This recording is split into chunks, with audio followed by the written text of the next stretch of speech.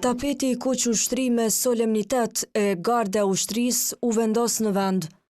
Në kompleksin memorial të Koshares për homazhe mbërriti ushtruesja detyrës së presidentes Albulena Haxhiu, e shoqëruar nga Ministria e Drejtësisë dhe përfaqësues të tjerë të lëvizjes vetëvendosje, u ndal për të përkujtuar të rënët për liri. Në përvjetorin e 27 të betejës, Haxhiu foli për rëndësinë e një dite të tillë. Për liri hyn, për liri ran dhe lirin e sollën. Ndaj beteja e Koshares është ndër betejat më të lavdishme të historisë sonë moderne. Pak metra tutje në të njëjtin vend ishte edhe ish presidentja Vjosa Osmani. Dy figurat ndonse pra njëra tjetrës nuk shkëmbyen asnjë përshëndetje.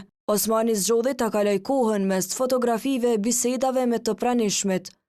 Është amanet për secilin prej nesh që ta vazhdojmë mos të ndalemi kurrë në rrugën për një Kosovë sa më të fortë në kufijtë e saj aktual. Heshtja s'ishte vetëm mes tyre. As mes Osmanit dhe ish bashkëpartiakut të saj, kryetarit të LDK-s Lumir Abdigjiku, nuk pati përshëndetje. Kryetari i LDK-s ka theksuar se kjo betejë përfaqëson përpjekjen e madhe për liri, pavarësi dhe demokraci.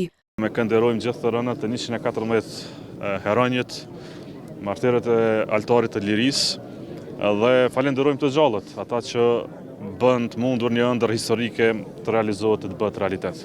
Për homazhe në Koshare erdhën edhe lideri i AAK-s Ramush Haradinaj e njëri ndër themeluesit e UÇK-s Ali Ahmeti.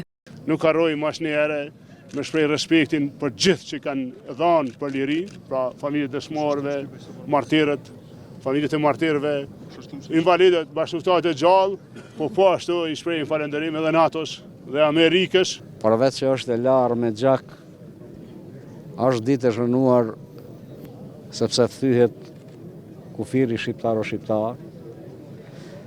Është ditë e shënuar sepse të gjithë ta luftarë të ronë këtu dhe të gjallë kanë qenë një fuqi. Në përvjetorin e betejës së Koshares të enjtën për homazhe ishin edhe antarë të Partisë Demokratike të Kosovës, derisa u mbajtë edhe manifestimi tradicional Ditët e Shqipes.